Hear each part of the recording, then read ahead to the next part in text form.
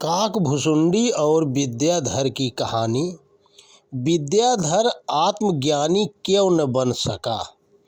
एक बार काकभुसुंडी जी के मन में यह जानने की इच्छा हुई कि क्या संसार में ऐसा भी कोई दीर्घजीवी व्यक्ति है जो विद्वान तो हो पर उसे आत्मज्ञान न हुआ हो।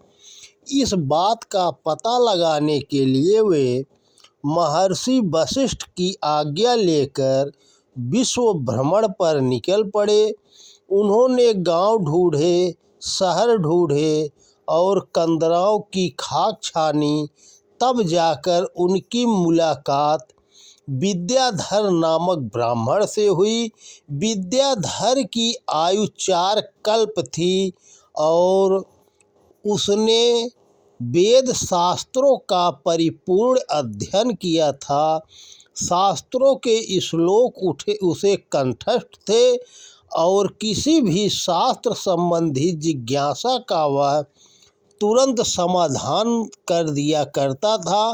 काकभुसुंडी जी को उससे मिलकर प्रसन्नता तो हुई, किंतु उन्हें बड़ा आश्चर्य हुआ कि इतना विद्वान होने पर भी विद्याधर आत्मज्ञानी क्यों न बन सका।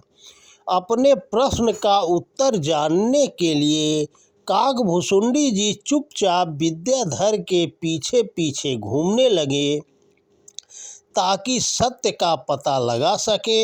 एक दिन उन्होंने देखा कि विद्याधर नीलगिरी पर्वत पर वन विहार का आनंद ले रहा था। तभी उसे कण्व राज्य की राजकन्या आती दिखाई पड़ी। उसके सौंदर्य में विमोहित होकर विद्याधर प्रकृति के आनंद को भूलकर उसके पीछे ऐसे घूमने लगा जैसे मणिहीन सर्प। उस समय उसे न तो शास्त्र का ज्ञान रहा न पुराण का। राजकन्या की उपेक्षा से भी उसका मन नहीं चेता। वह उसके पीछे चलता गया तो राजसैनिकों ने उसे विक्षिप्त समझकर बंदी गृह में डाल दिया।